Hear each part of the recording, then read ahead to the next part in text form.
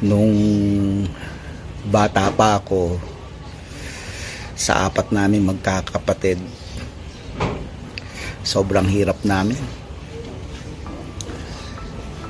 Biriin mo yung 1/4 na bigas,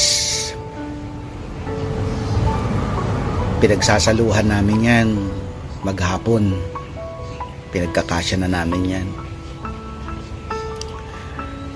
Pagdating sa pera, malaki din ang kakulangan namin.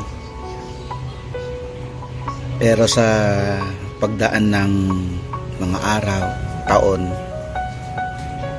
eto, malaki din ang pinagbago. Malaki din ang pagbabagong nangyari sa buhay namin. Ngayon, kumakain na kami ng 2 kilo sa loob ng 1 buwan. Ayaw, di ba?